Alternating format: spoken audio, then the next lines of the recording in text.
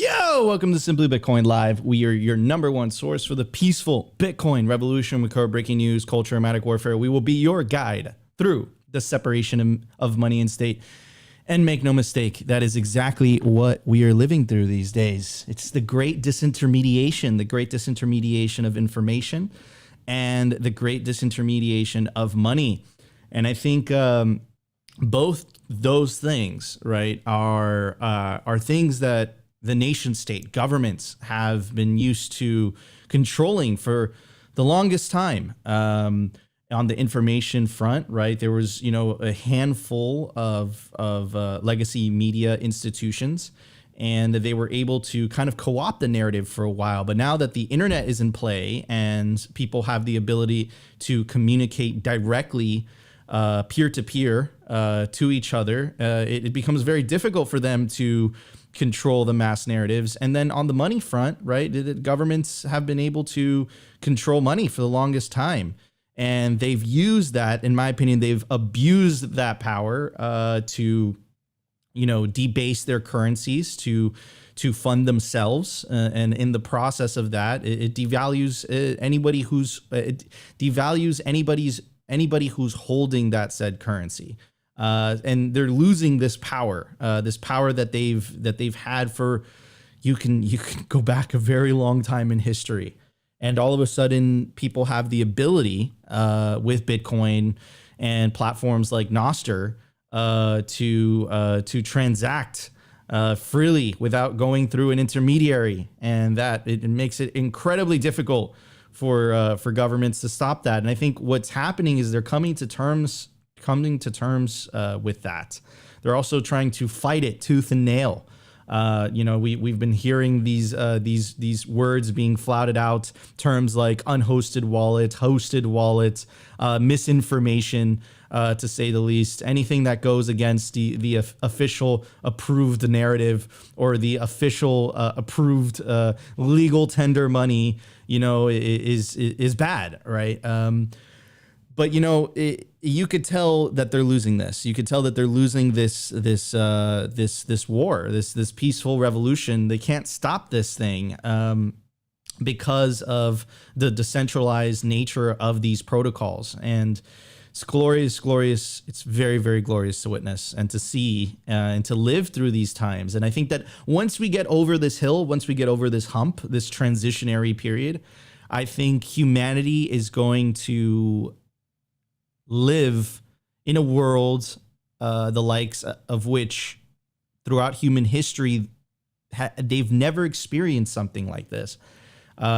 Corey from Swan calls it the bright orange future, and I completely agree with that. No matter where you are around the world, it doesn't matter where you happen to be born in, you now are going to have the ability, because of the internet and because of Bitcoin, to not only talk freely to anywhere around the world, not only seek your own information, but also transact with anybody around the world. And that's going to give opportunities to people that live in, in countries that have tyrannical governments, the likes of which they've never had before. It's going to give them the ability to transact with the global economy. So don't let them try to, sell you on the demonization of that. I truly believe that if we live in this world where the individual has the ability to choose what money they want to use and what information they want to consume, and let the free market decide what ideas are bad or what money is bad, what money is good, I think we're going to live in a much better world. But of course, the central planners are definitely not okay with that. And that leads me to today's story, which I think is absolutely hilarious. The IMF released a paper, and in that paper it says taxing Bitcoin is going to be a challenge. And this is something that we've talked a lot about on this show, right? The theory of the sovereign individual.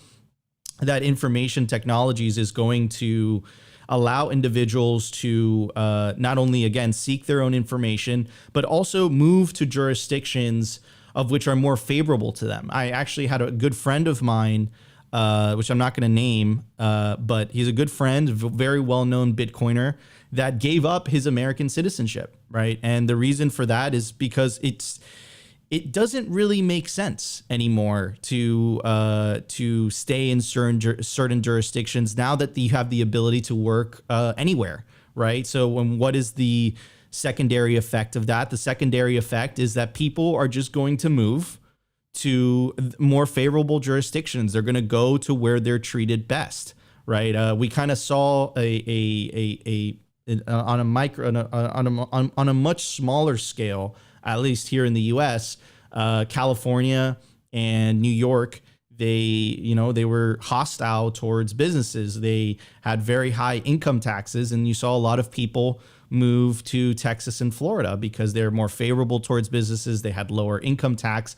I think you're going to start to see that on a global scale as time progresses. And I think over time, it's going to force governments. It's going to change the relationships that individuals have with their government, with which how it currently exists today. I believe it's more of like this extortion type of relationship to a more business-like transactional relationship. Because if you do play the game like they've been used to playing the game for the longest time, people are just going to go. Your tax base is just going to flee. So very, very exciting times. And again, like, just to be clear, it's not that I'm against taxes, right? I don't have anything against taxes. The big question is, are you getting the value out of the taxes that you are paying? And that's the question that I have for you guys. So anyways, very, very exciting times. But before we start the show, I want to bring up my legendary co-host, always optimistic, and he absolutely held it down last week while I was traveling to Canada. Shout out to BTC Sessions and our friends over at the Bitcoin Rodeo, which is a Bitcoin conference that was hosted in Calgary in Alberta, the province of Alberta in Canada. Shout out to everyone over there. There's a very tight-knit Bitcoin community over there. Got to hang out with a lot of you guys and had a great time. We did a live Simply Sessions at the Bitcoin Rodeo, and we did our first episode of In Between Two Tips, where Ben and I had a guest literally in between our two blonde tips. So it's not what it sounds like. He just sat in between us, and we got to interview him. We got to have that conversation. So that was a lot of fun. But Opti, you absolutely held it down, brother. You held it down, bro. You held it down while I was gone, and I've been seeing the messages, and people absolutely loved that. So thanks for that, brother. How you feeling this Monday?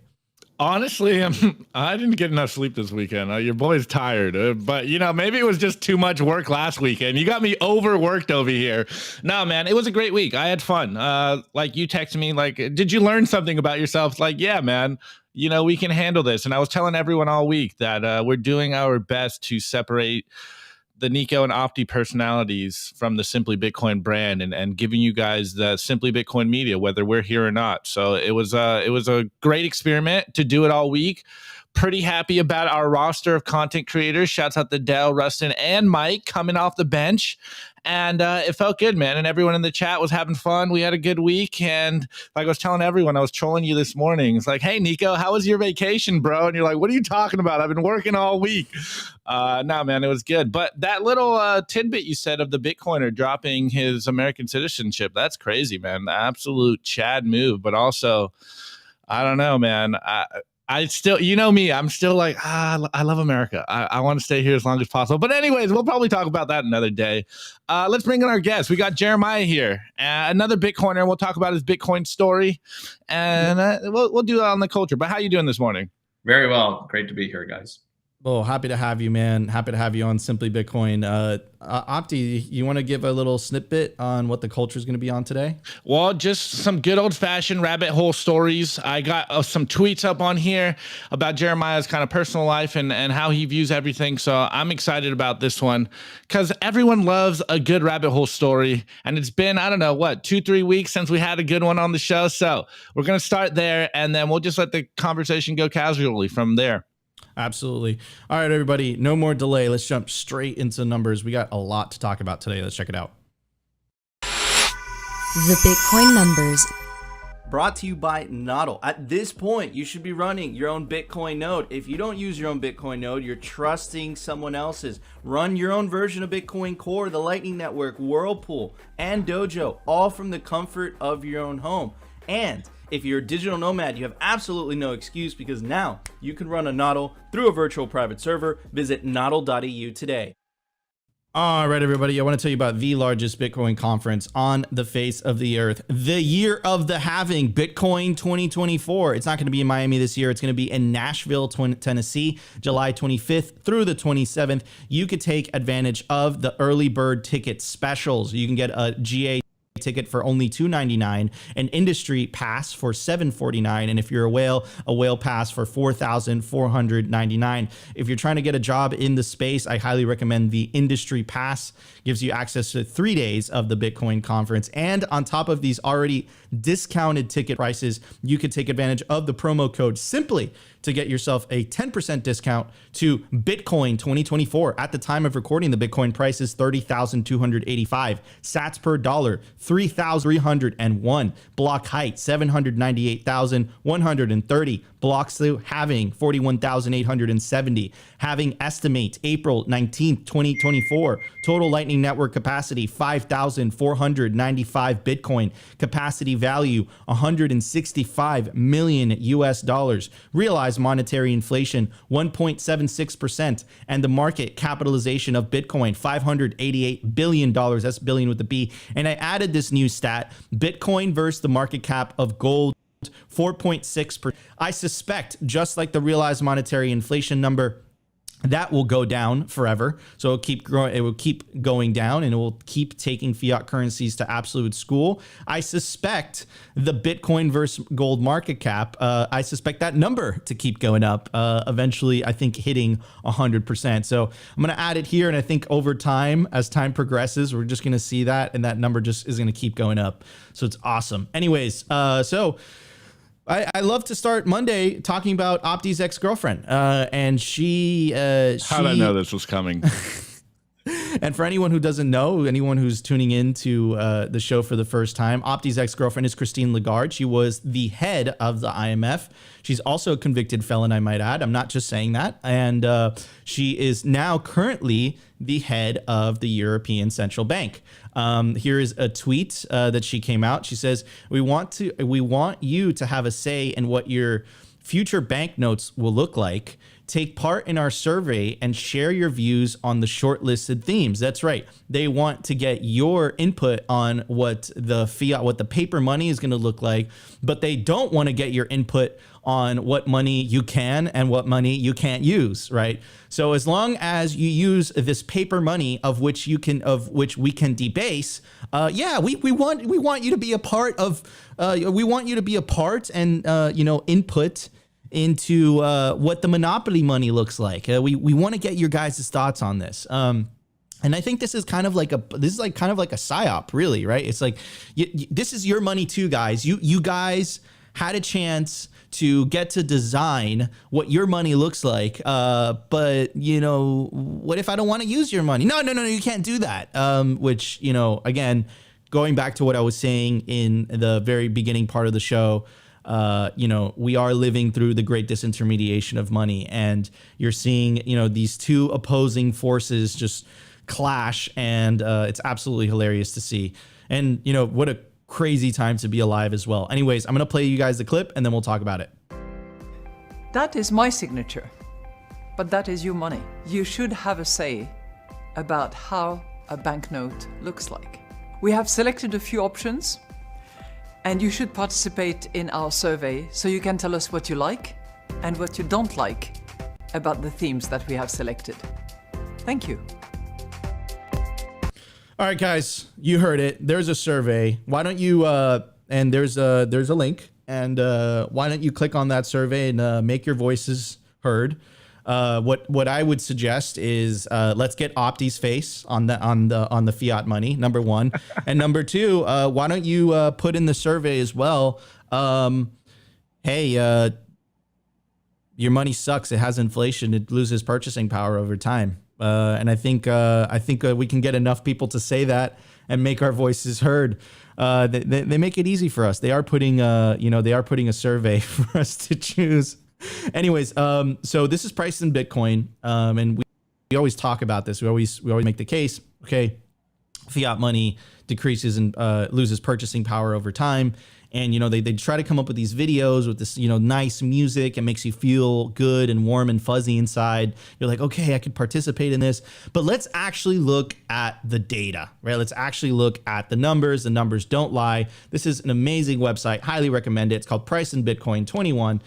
And here is what happens if, you price Bitcoin in euros. The euro has lost 80% of its purchasing power over a 5-year time frame. It's lost 70% of its purchasing power over a 3-year time frame, and it's lost 21% of its purchasing power over a year time frame. Year to date, it's lost 43.6% of its purchasing power, and these numbers will continue to go up forever.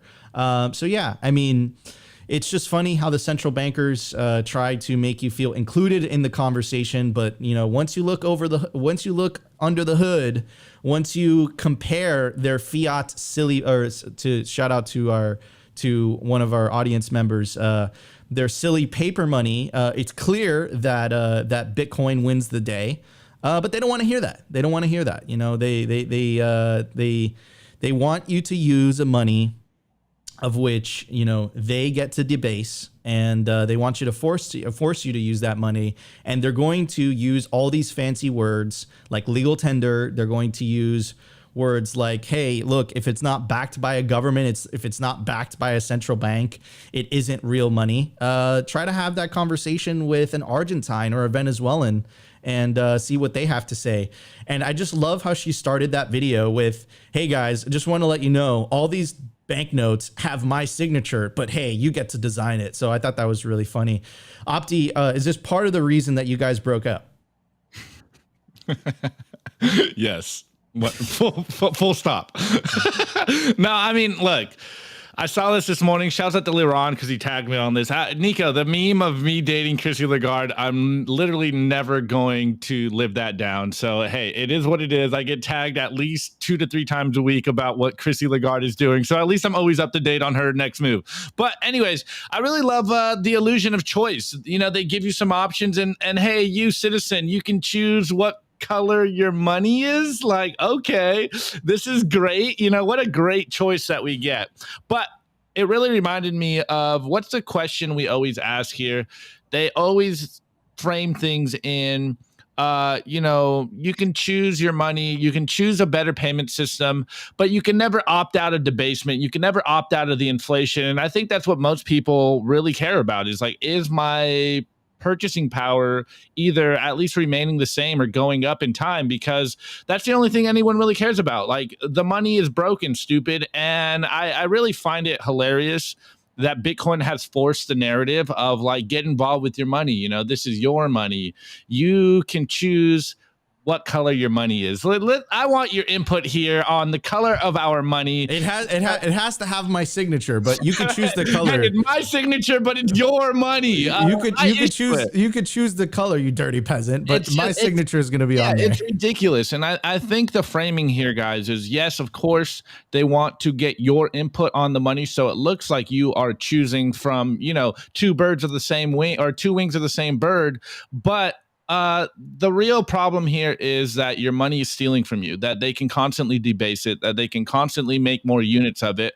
And that's why you feel poorer every single year. Like, this is the fundamentals of this all. And of course, they want to make it seem like you're getting involved in it. But man, like, just putting a new color on the money doesn't fix the fact that the money's broken. But I really love that they can gaslight people this much, because they wouldn't be doing this if it didn't work. So this is where we are in the story. 100%. This is where we are. This is where we are in the story, in the movie. Anyways, guys, help us help us get to 100 likes. It tells the YouTube algorithm to push this video. Help us push the peaceful Bitcoin revolution forward. So all it does is just smash the like button, take 2 seconds. Anyways, I want to get Jeremiah. Jeremiah, what are your thoughts on this, my friend? Hubris and arrogance to start. Oof. It's classic emperor's clothing, full stop.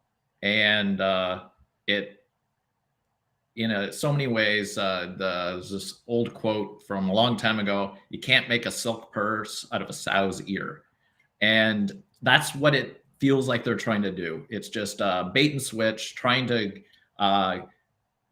dress a 6 up like a 9, and kind of create the illusion, as you previously said, that you have some choice in the matter.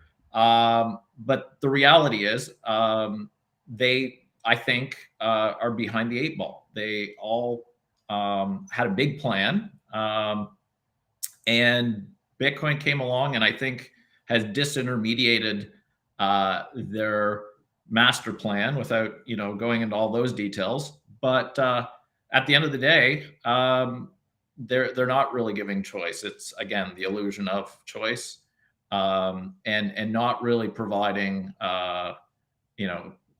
people with something that is any different than sort of the status quo. So it's just it's kind of like taking an old car and just keep putting new paint on it. So 100%. And I think you hit the nail on the head, right? It's like it's like we're gonna, even though we know, and like it's funny, in Venezuela what they did is that they just took off a zero, right? Once the currency was debasing, and then in the case of Zimbabwe, like it started to get so ridiculous. Like it was like, what was it, like the highest bill is like 100 trillion.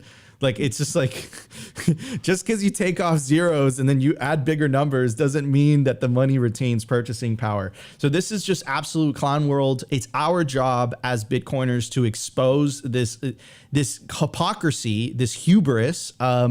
Take agency, click on that survey, troll them, do it right now, right? Ask for Opti's face to be put on the money, do it 100%.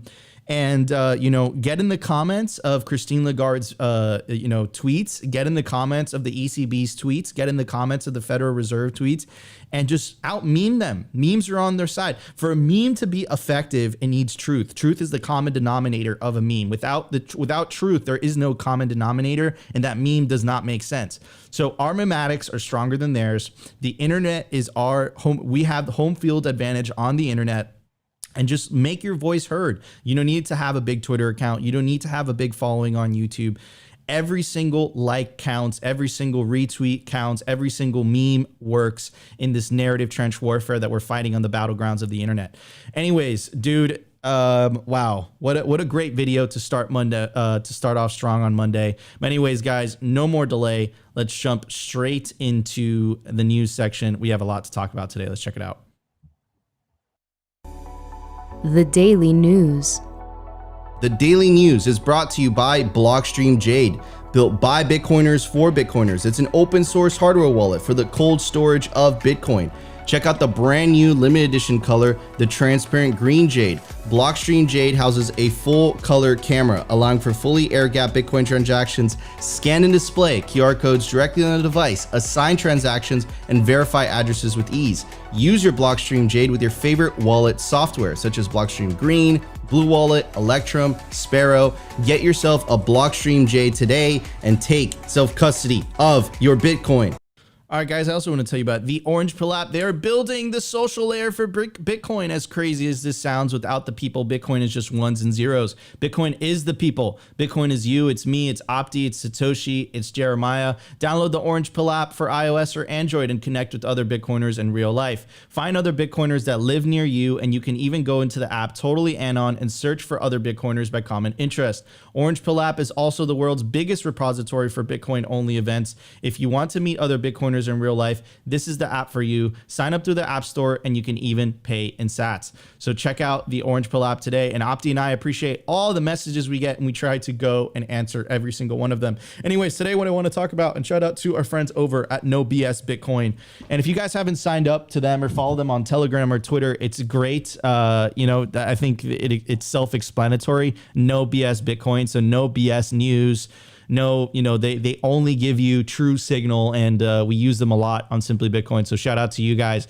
Anyways, the name of the article for our audio listeners is IMF paper on taxing Bitcoin sees quasi-anonymity as greatest challenge.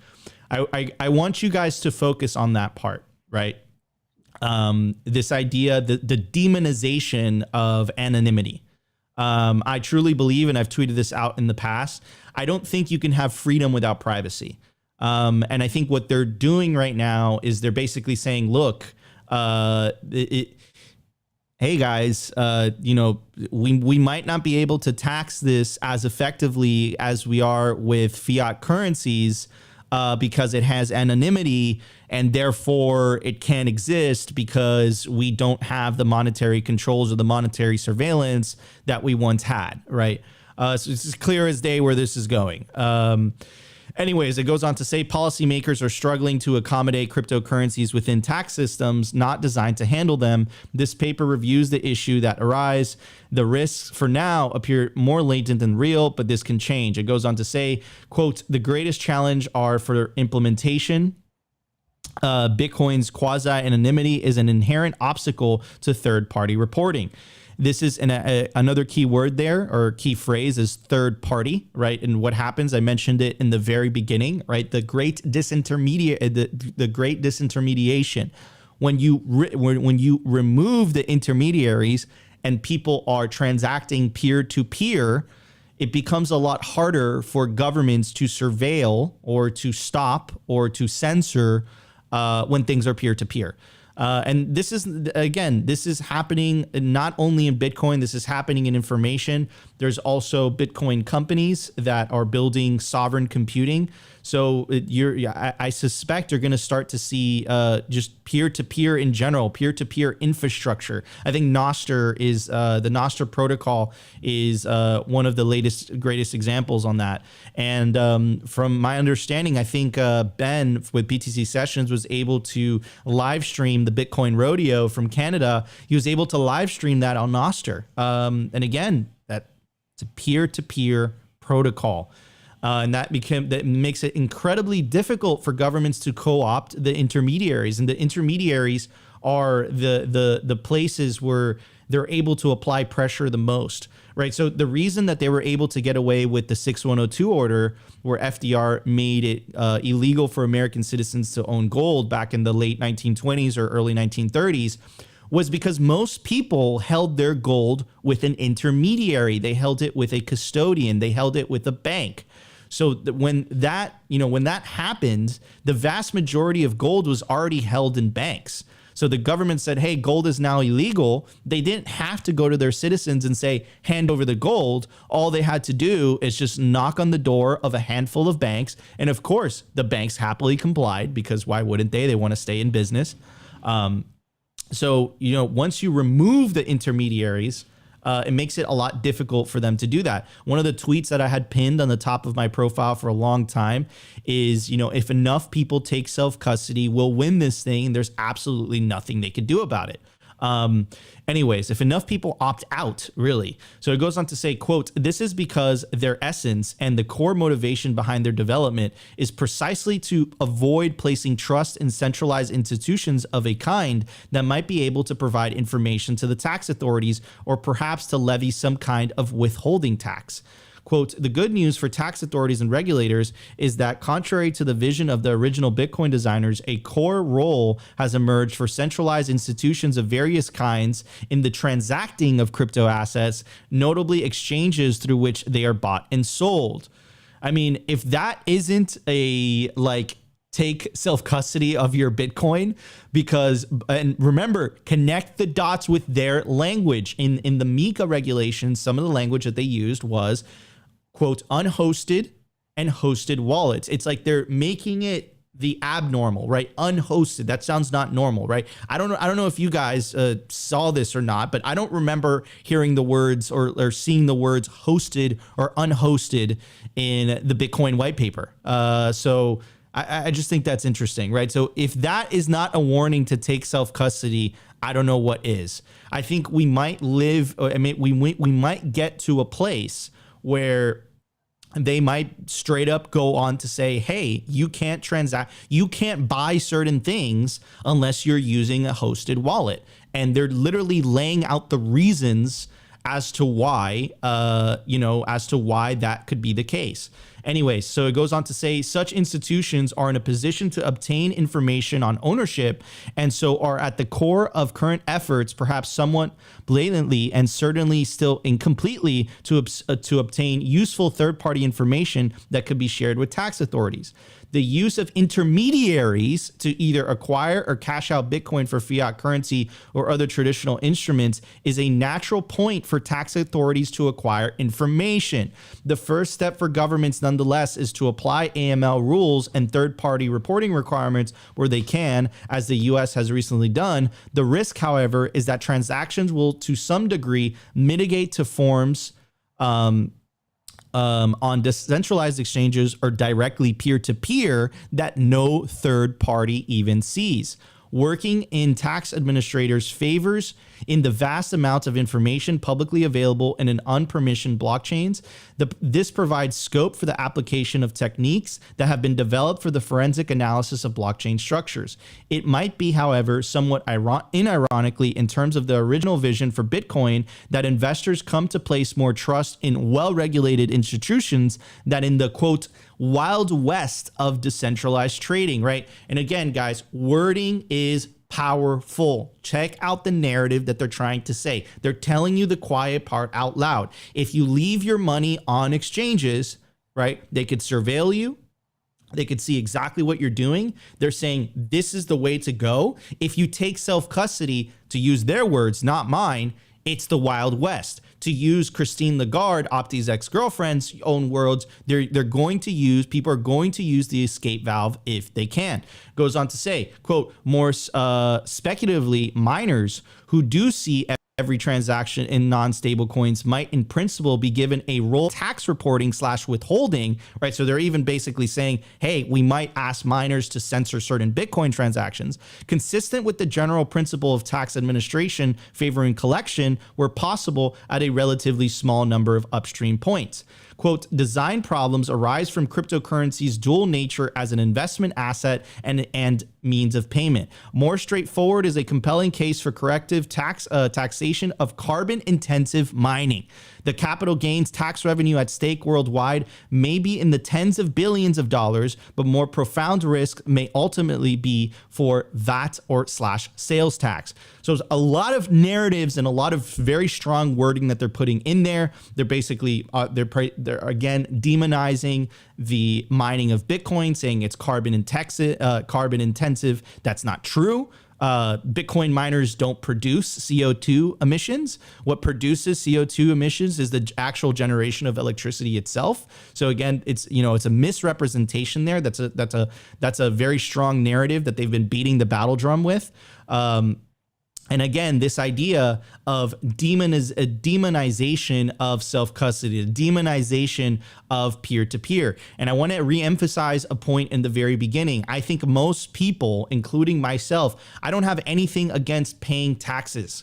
I think what I do have a problem with is paying taxes and seeing that I'm getting nothing in return in the process. And I think as the world, as more and more people realize the empowerment that Bitcoin gives them, all of a sudden they're going to start asking questions in the jurisdictions that they live in. Am I benefiting from the amount of taxes that I'm paying? Am I getting something in return from this? Or am I going to go to a jurisdiction that has more favorable tax laws or is more friendly towards business? Jack Mallers said this in a keynote that he made for the Bitcoin Policy Summit in Washington, D.C. that was thrown by the Bitcoin Policy Institute. Shout out David Zell and co. And he said, listen, and it was a warning. He's like, if you guys don't get your act together, I'm going to move. And then he warned them again and he said, listen, do you want Bitcoiners paying taxes in Texas or do you want Bitcoiners paying taxes in Dubai? Right. So, and and then what ended up happening was during Bitcoin 2023, Jack Muller said, hey, we're going to move the strike headquarters to El Salvador, right? And I think that's what you're going to start to see as time progresses, as what happened with my friend. He renounced his American citizenship. And this is a theory that was laid out back in the 1990s in the book, The Sovereign Individual, right? Look, again, I don't think most people are against paying taxes. The question is, what are those taxes going to? And on top of that, it's not only of people paying taxes, there's the hidden tax of inflation that's on top of everything, right? So not only do you have to pay income tax, that's a whole other rabbit hole. I don't want to talk about that, but it's the hidden tax of inflation that is really, really hurting people, right? And that is something that's not being talked about. That is how governments are able to spend every single year more money than they collect in tax revenue. Did you guys know that the US collects more tax revenue every single year? So I don't think governments have a tax collection problem. I think governments have a spending problem. And they will always have a spending problem as long as they have the privilege of being able to create money for free that everyone else has to work for. And what Bitcoiners are pointing out is we need the separation of money and state. There needs to be a cost to producing more money. It can't be that a privileged bureaucratic elite have this godlike privilege of just being able to create money. It misaligns incentives. I think it is the root cause of a lot of the economic hardships that people are enduring all around the world. This is most obvious in countries like Venezuela and countries like Turkey and countries like Argentina. It's very, very apparent there. I think in countries that have strong fiat currencies, I think the inflation rate is ever so little that people are just they're not being stolen enough in large enough quantities, and the bread and circuses are strong enough for people to get distracted. And I think that they use a divide and conquer approach where either whatever the political party, whether the political party is on the left or the right, whoever party's in power, what they do is that they blame the other side and say, look, all your economic woes and hardships are literally caused by the other political aisle. But what is actually causing most of the world's problems, especially if you're in lower and middle classes and you don't have the means to save in assets, it is literally because your money is freaking stealing from you. And I think if you fix the money, you fix the fucking world. It's obvious as day. Anyways, Opti, this is some crazy stuff, man. It's just, they're starting to say the quiet part out loud. They're telling you where they're planning to take this. The wording is very, very strong. They're putting in some narratives in there saying, look, mining is carbon intensive, right? That's been debunked already. It's just interesting, how they're becoming more and more aggressive with these reports.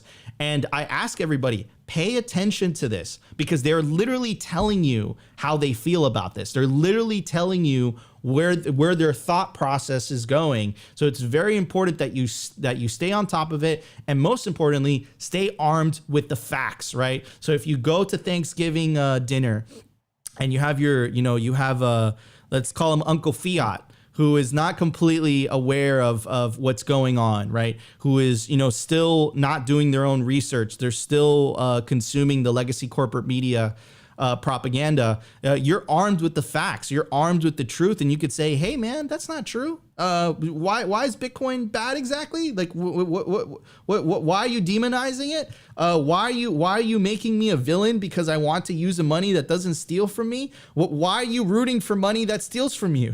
It's almost as if you have Stockholm syndrome. What's going on? What's going on with that? Guys, don't get stuck with the left and right dichotomy. We always say this every single day. It is not red versus blue. It's not left versus right. It is the party of green, the party of slavery, the party of central bank digital currencies, the party of Christine Lagarde versus the party of freedom, the party of Satoshi, the party of Bitcoin. Anyways, Opti, what are your thoughts on all this, brother? Yeah, well, kind of to echo a few of the things that people are saying in the chat, it's very interesting because to me, obviously, as the optimistic Bitcoiner over here and trying to read between the lines, obviously you painted it really well, but it also does sound like the IMF is admitting defeat because they wouldn't have to say all this stuff if they could actually shut down Bitcoin.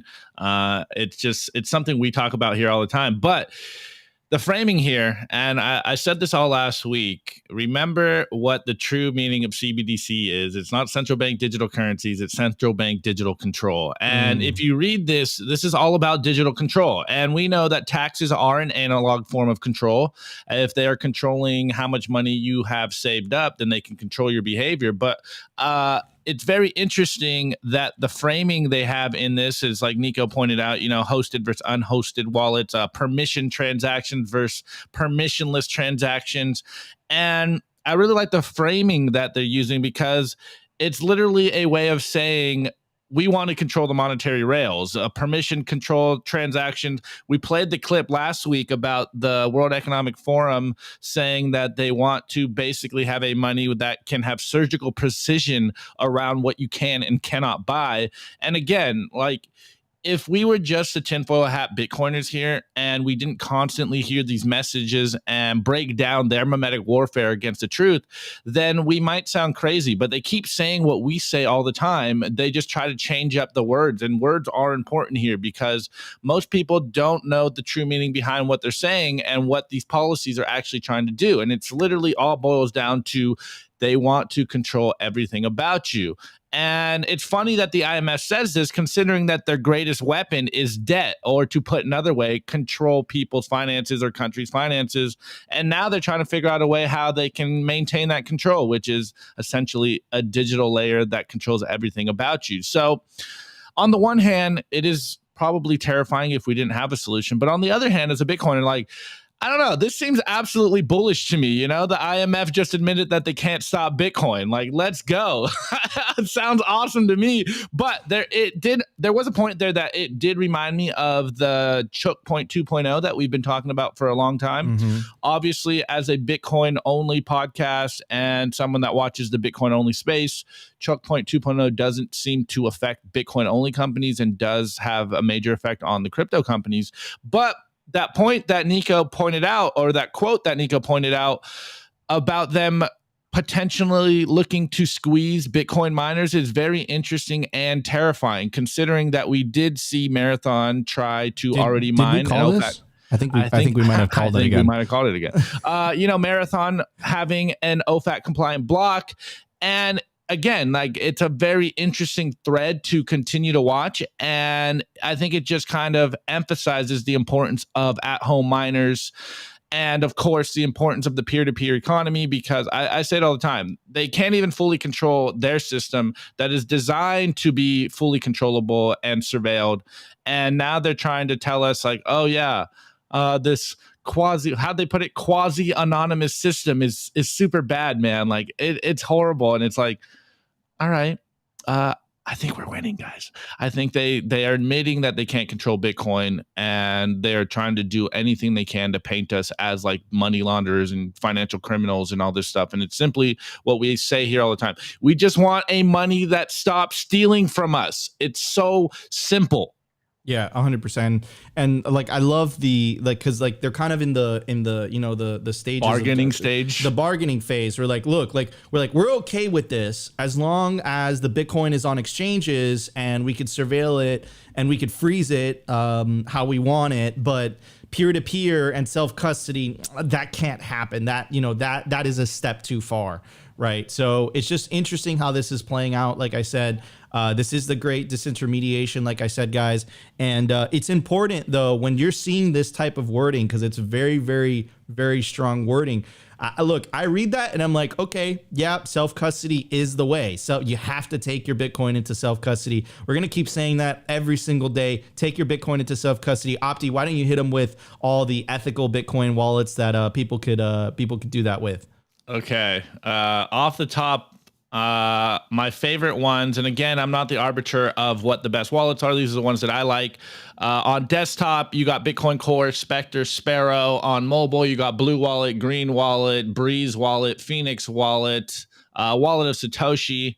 I think I'm missing a few. On hardware wallets, we all love the Cold Card. Jade's one of our sponsors.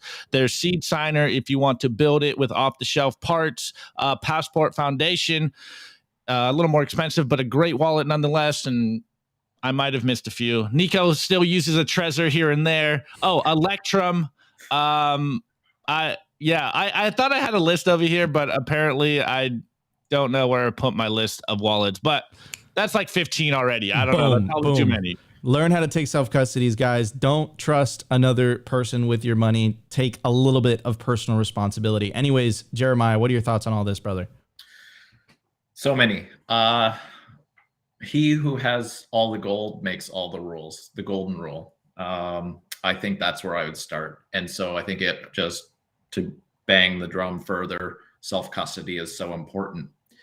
I think what we're going to see though is we are in this fight us stage. And I think it's might sound hyperbolic a little, but I really believe that the core Bitcoiners, the true sort of Bitcoin maximalists right now, are almost guardians of the whole system. And what I mean by that is we are at this place where there is a lot of cold storage Bitcoin, and I think everybody has different reasons for holding Bitcoin, but at the end of the day, having your own money that you're able to keep in a self-sovereign way is going to be imperative to protect the overall network, especially as we see these ETFs inevitably approved. And so I also think on the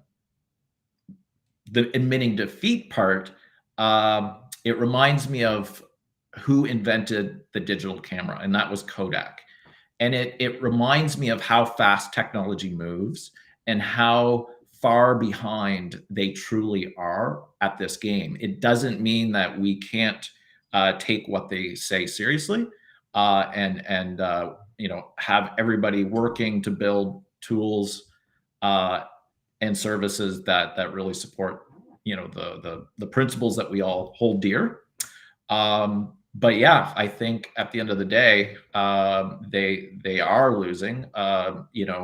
One last thing, back almost 20 years ago, the U.S. Postmaster General, this very classic line on the internet that floats around, was trying to apply a stamp tax on email. And everything that you read at the top there, Nico, it just reminded me of that complete absurdity that they were trying to actually have people pay to use email. And I really think that because of the scale of this technology, I think they're 3 steps behind at this point. 100%. And I love that you brought up that example, that historical example, because it's a great it's a great historical example of these established institutions for the longest time, whether, it's the case of, the post office. They're like, wait a second. No, you can't just email people. You have to go through us. Right. And there's another example kind of that comes to mind as well is when voice over IP started to become a thing, the telecommunications companies freaked out as well. They're like, wait a second. No, this can't happen. Right. The long distance market, it was a huge thing for them. If you guys are old enough, if you guys and you remember trying to make a call overseas, they would charge you an arm and a leg. Right. And then the internet came along, and what happened? Right now, you could just call people somewhere. It doesn't matter where you are around the world. Instantaneous call through, whatever your drug of choice, whether it's Telegram, WhatsApp, whatever it is that you decide to use, whatever floats your boat. It's free, right? So it's kind of it's a very similar concept. The thing is, though, is this time is a little bit different, and the reason that this time is a little bit different, this intermediation of money, I feel like okay, they can handle that, but now it's going after the money. Right. And the money is a huge source of power for the nation states, a huge source of power for governments. Right. So it's just very, very interesting times to live through. But guys, again, you want to make it over the finish line with your Bitcoin. You want to make it over the finish line with your generational wealth.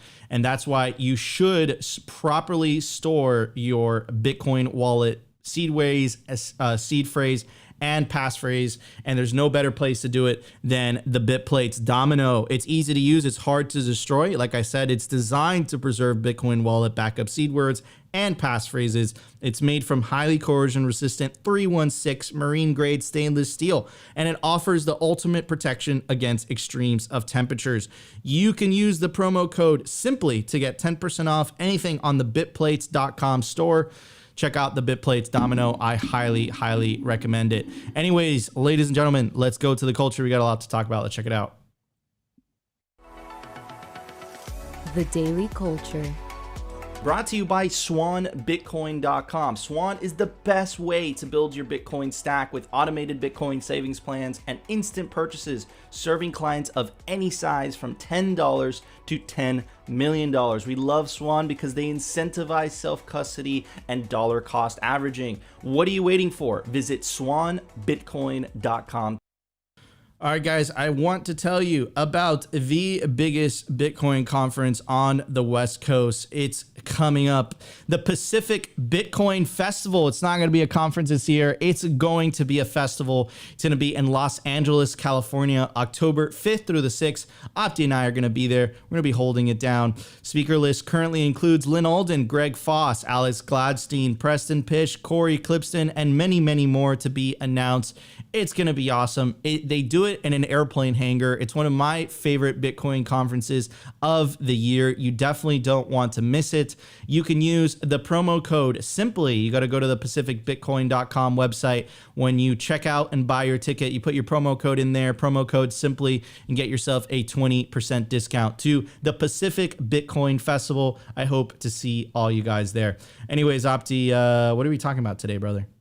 Well, some good old-fashioned rabbit hole stories. So I do have Jeremiah's Twitter up here, but I think first and foremost, we should just start with Jeremiah.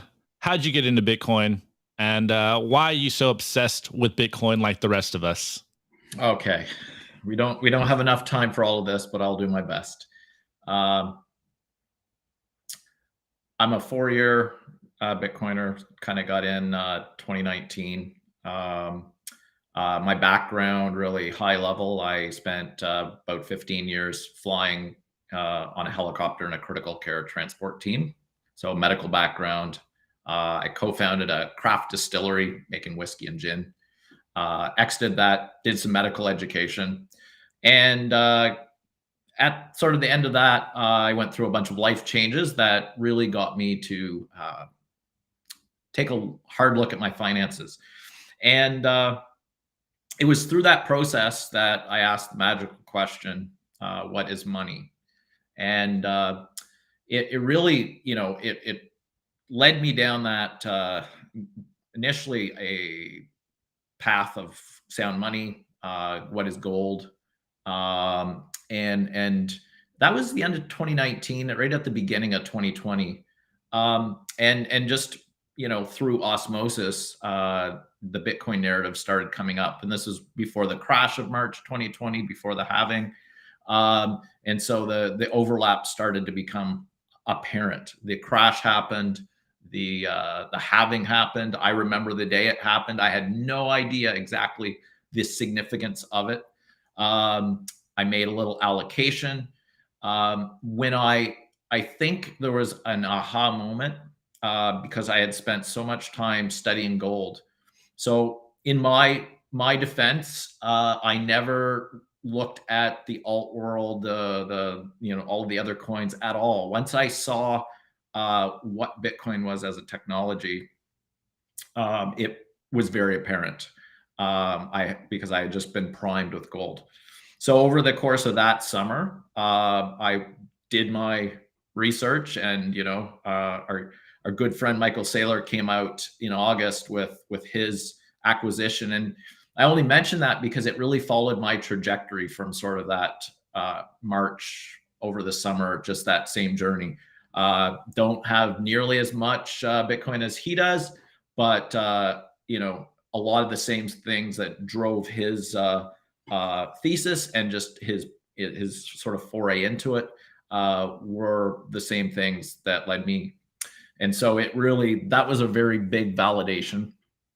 From that point, it's just been all downhill, down the rabbit hole. And so, like I said, I had a medical education background as well. And I've really, over the last couple of years, have been working to build a Bitcoin advisor consulting role for what I see is the inevitable wave of people. So I'm kind of building into that growing demand. And so that's kind of what I'm doing right now. I'm really trying to focus on that. Back in 21, I went to El Salvador about 2 weeks after they made it legal tender. I booked a ticket. I got my El Salvador hat on, and I ended up coincidentally booking the trip at the exact time Adopting Bitcoin conference was on, and the announcement by Bukele down at the beach. And so since then, I've been learning Spanish every day and very bullish on Central South America, and just looking to help onboard the world to this new monetary standard. So that's kind of my short story.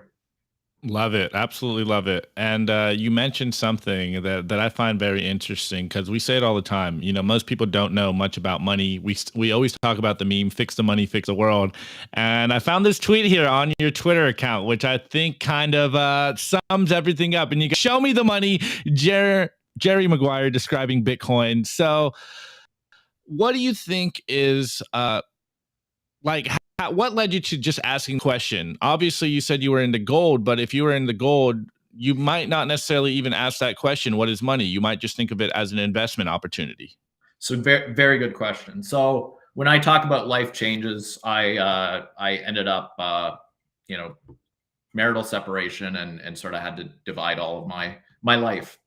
And when you're going through life and you're busy and you have kids and you've doing all those things in the fiat world, you look at the home, provided you own one, and you're always patting yourself on the back because it's always worth more money. And so I had bought my original house 20 years ago by myself, you know, for under $200,000, $167,500 to be exact. And 20 years later, after sort of dividing everything out, I looked at that same house and it was 3 times that. Although I could actually have afforded to buy a similar house, it was a massive shock because my income hadn't changed effectively. And so it really was that moment where I realized that there was a disconnect between my wages earned and the cost of real estate. And that was the catalyst that really led me to start asking the question. Love it. Absolutely love it. And then on this, you brought up your family life a little bit, and we don't like to get too personal here all the time, but you did drop this really great tweet, and it kind of reminds me of my childhood. Obviously, I'm not as old as your daughter here, but for everyone out here, he put a tweet here. My 9-year-old had a Bitcoin wallet before a account. I'm getting her an account for practical reasons, and had to explain fractional reserve banking to her. She already knew about SVB, etc., and basically said, "What the fuck?" when I explained it in more detail. And I'm reminded of my my own family. Like I had a bank account, a digital bank account before I was even like 14 years old. And it's always been second nature to me. And I think this is part of the process of like the easiest way to create more Bitcoiners is literally creating them, your flesh and blood. So what do you think the world will look like for your daughter, considering that now she's already been exposed to a Bitcoin world and understands money probably better than most people out there? Yeah, that's a good question. I think there's going to be parts of it for most people that will just be as normal as the current system. And I'm not suggesting the current system is normal, but just as the little fish and the big fish in the tank, and the big fish comes along and says, "How's the water, boys?" And they're like, "What water?" I think it will just be like that, where the generation, you know, both my kids are born after Bitcoin, and so they both really are digitally native completely, but also they are of the Bitcoin generation. And so I'll just a little anecdote about saving money. As a 7, 8, 9-year-old, 10-year-old. It they were one of them. One of my kids, I am not sure which one it was, might have been the 9-year-old, who wanted to save for a bicycle, or a purchase of that size, and it was kind of like from one season to the next. And they were saving at that time. They were saving in dollars, and I really had this conversation with them about saving in these dollars in an inflationary environment. That purchase is going to cost you more in the future, and so I think we're just going to see, I think, a very natural transition. I'm not saying the whole thing will be gradual and natural, but I think for that generation, they already value digital goods and assets in a way that I sort of do. But I have had to come into that. But I think they're going to be very the transition's going to be pretty quick. One last quick thing. A friend from the UK who has a 16-year-old daughter, and this guy's tried to orange pill her forever. She got orange pilled by our good friend Luke Broyles, who really sort of illustrated the humanity part. I think we talk about fixing the money, but I think for the younger generation, there very much will be a motivation that a new hard monetary standard that is fair and equitable to all is just going to be good for humanity. And so they may very well come at it from that perspective too. Just my thoughts. Absolutely love it. Yeah, I couldn't agree more. That's one of the things that get me the most inspired about this whole thing that we're doing here. And again, on that same vein, you have a tweet here, and I say this all the time. I cannot imagine a world without Bitcoin right now. Like, I cannot imagine what it would be like to be, one of these normie people out here that isn't a Bitcoiner and looking out at the strange place we are at the world and how they would feel. And you have a tweet here that says, how would you feel right now about the future if Bitcoin didn't exist? So I'd want to ask you this question. What do you think your worldview would be if Bitcoin wasn't a thing and you weren't a Bitcoiner in this particular moment in time? It's hyperbolic to say Bitcoin is hope, but Bitcoin is hope. And where that really, really wait. Hold on, stop there. Why is it hyperbolic? Why is it hyperbolic if it's true? Like I got caught up in the same trope saying Bitcoiner slavery is hyperbolic, but then I was like, but it's true. Is it really hyperbolic? Not to us.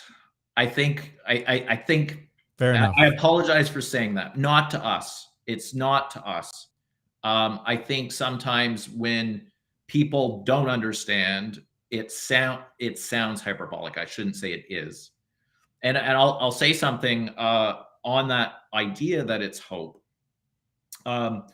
Through Twitter, I started to engage with people around the world, as we all do, and I ended up engaging with a couple of people and a young woman from Nigeria a couple of years ago, and in her Twitter bio, it said Bitcoin is hope.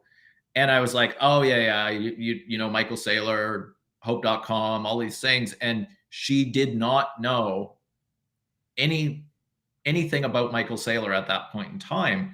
And it was a very aha moment for me. It made me realize that Bitcoin absolutely is hope for humanity. It's something that I think once things get worse in the Western world, I think we can point to all of the countries that have previously been mentioned, including a place like Nigeria. But the reality is, price inflation exists in North America, and for the middle class and the lower classes are getting absolutely decimated. And so I think we're at this sort of pivotal point in the Western world, in the G7 nations, where people are feeling the effect. There are so many epidemics of so many proportions that I think are all fiat based. And at the end of the day, I really do believe, just like places like Nigeria, Argentina, Venezuela, that did get it, that do see Bitcoin as hope, that we will sooner than later start to see more people here adopting that same idea. Beautiful, beautiful. Also, I want to give a shout out to our live viewers on Rumble. We're up to 50, baby. Shout out to you guys. Shout out to our YouTube audience as well. And shout out to anybody who's listening on Twitter Spaces. I see Bikingo in the audience. The Pinga, bro. What's up? But yeah, man, Jeremiah, it's always, I always feel inspired by each Bitcoiner's orange pill journey and their rabbit hole journey. And this is what Simply Bitcoin is all about. So if you have an orange pill journey that you want to share with the world, please hit us up on Twitter DM and we'll get you scheduled so you can tell your story on the show. That's what Simply Bitcoin Live is all about. We want to spread the orange gospel. And I think that one of the most effective ways to do that is by bringing on Bitcoiners from all walks of life, whether that's the very well-known Bitcoiner that everyone knows, whether that's the Bitcoiner that, chooses just not to use social media because that's not their thing. We want to hear your story. And I think stories are some of the most powerful way human beings convey emotion to somebody else. And one of the most powerful messages that I've ever heard is how Bitcoin has changed people's lives. And I see that I see that story being told every single day over and over and over again. And the vast majority of people, I mean, Abdi, have you ever heard someone say that that Bitcoin has ruined their life? I only hear positive stories. Only dude. shitcoiners that traded. Only shitcoiners and only Christine Lagarde and the other central bankers. I think they're the only ones that. Wait, no. Brad Sherman, my favorite politician. Until he starts holding Bitcoin, and then he'll start saying something different. By the way, we'll talk about this tomorrow, but did you guys see the change in the legacy corporate media's tune?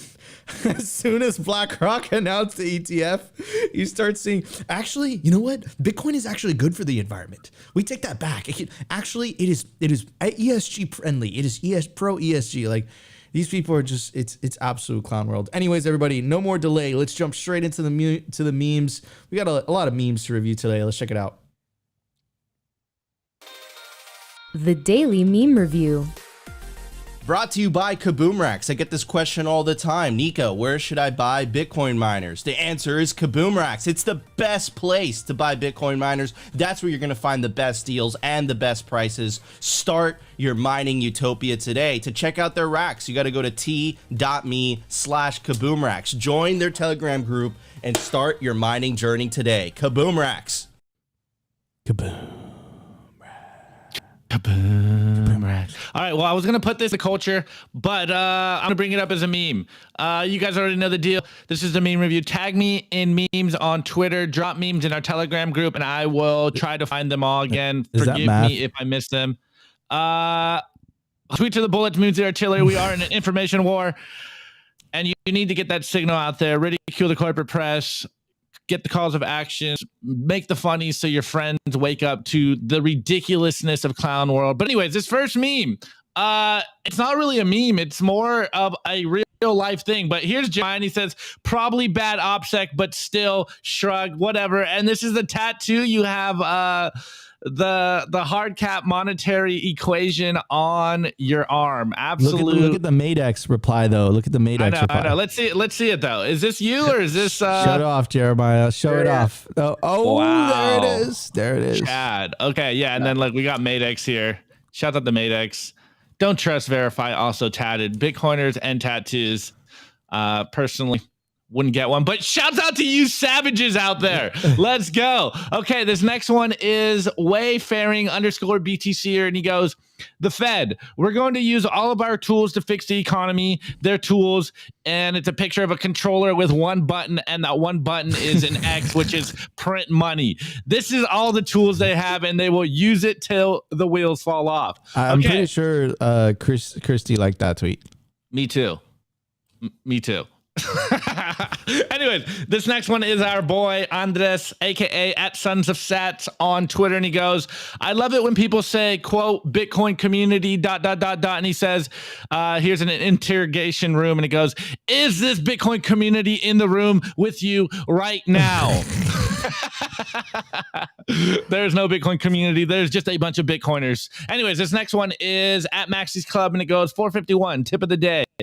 And we got some little baby hodlers out there, little savage Bitcoiners. And it goes, and remember, friend, Maxis are nice people pretending to be toxic, while scammers are toxic people pretending to be nice. If you know, you know, the longer you are in Bitcoin, the more this becomes true. And this next one is by at @stamp_seed on Twitter, and it goes, feel the power of the hammer, back up your Bitcoin wallet.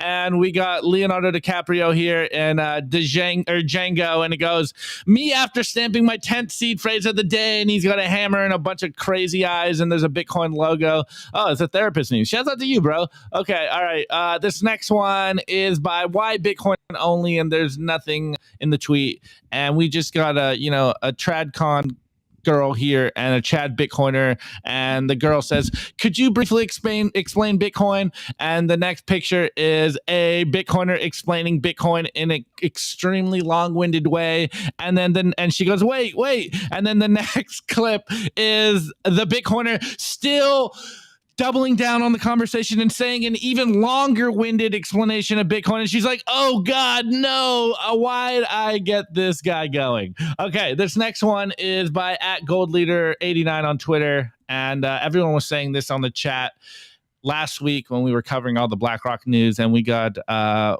what's this guy's name? What's the movie? How am I blanking on this movie? Jim Carrey. Yeah, exactly. Jim Carrey and Ace Ventura. And he goes, Bitcoin is an international asset. And then Jim Carrey or Ace Ventura goes, yes, Satan. Wait, I'm sorry, sir. You sounded like someone else. And it's a picture of Larry Fink. Okay, that's what everyone's saying. Larry Fink is Satan in the chat. All right. Drop your meme review score in the chat. Wait, is it this way? Yeah, that way. And we will cover it live. And my meme review score for today is this tin cup that came with my desk, like architecture desk. It's for your pens and stuff. It goes on the side of this desk here. Anyways, Nico, what's your meme review score? My meme review score is a stapler. Stapler. Shooting staples. Yeah. Wow, I'm getting roasted in the chat because I forgot Ace Ventura. I'm sorry, guys. I only have so much bandwidth here.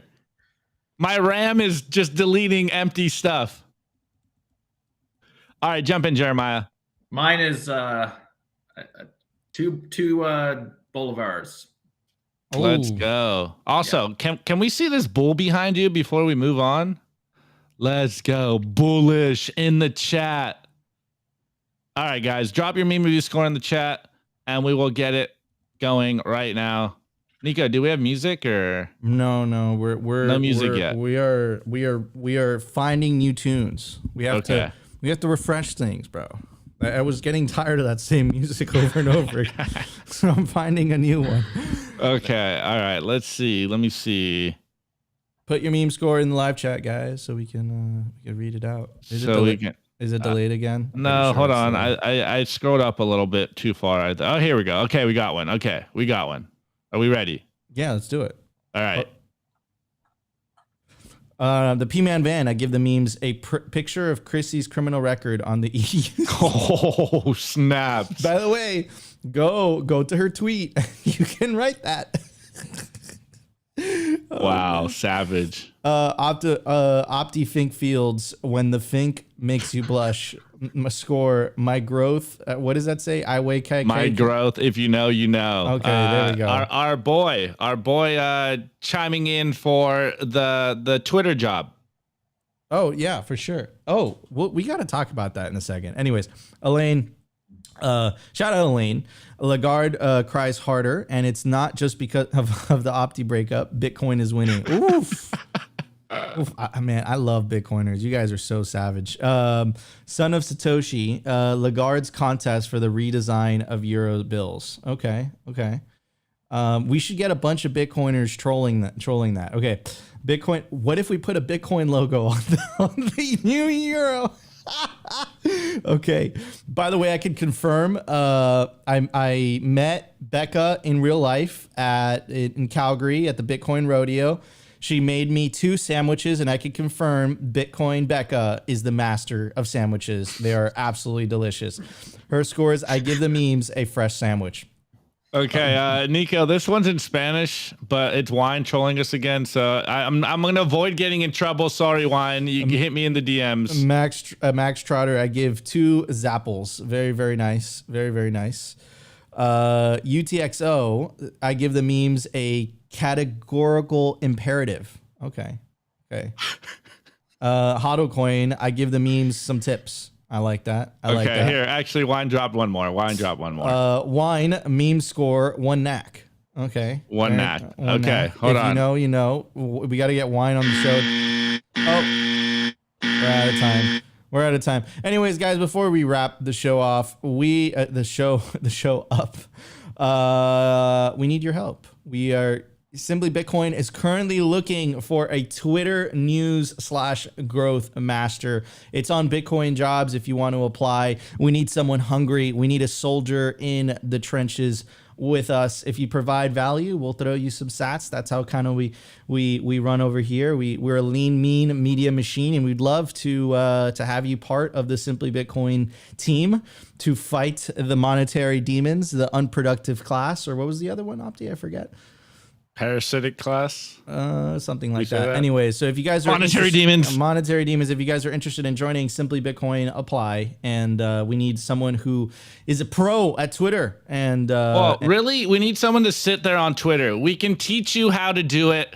Yeah. We just need someone that is hungry and willing to put in the work, and the sats will come to you. Exactly. The way that we approach this, guys, is we give you a rifle and you figure there's the hill, go take the hill. That's how we do it at Simply Bitcoin. So if you're interested in working in Bitcoin, apply. And what has happened in the past is it opens doors to potentially getting you a job in the industry, or just staying with the Simply Bitcoin you're team. Staying with us. We're going this with us. We're going to the moon. So anyways, guys, check that out. It's on the Simply Bitcoin account. Anyways, guys, thank you so much for tuning in to another episode of Simply Bitcoin Live. I want to give a very special shout out to our guest. I just popped up his Twitter.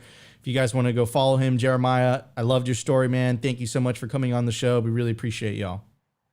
Thank you. Thanks, man. All right, guys, that was another episode of Simply Bitcoin Live. If you enjoyed the show, you know what to do. Smash that like button. Consider subscribing if you feel like we provided you value. But the number one thing you could do to help push the peaceful Bitcoin revolution is share this content. Give the video a like. It tells the YouTube algo to push the videos. Help us on our journey to push the peaceful Bitcoin revolution forward. Share all Bitcoin content. Don't share shitcoin content. That's counterproductive. Don't shitcoin. It's bad for you. And if you guys want to join the after party, we're holding a Twitter Spaces with our friends over at swan.com. Best place to build your Bitcoin stack. Shout out to the best producer in the game, producer Jacob. Until then, we'll see you guys tomorrow, same time, 12:15 p.m. Eastern Standard Time, for another episode of Simply Bitcoin Live.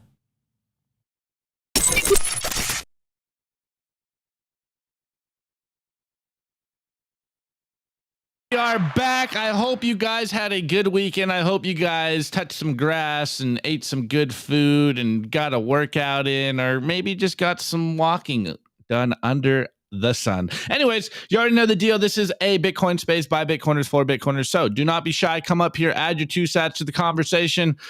Or, I don't know, maybe you got a good story in here and we can continue to win the hearts and minds of the masses. But until then, guys, I can't stand on my soapbox.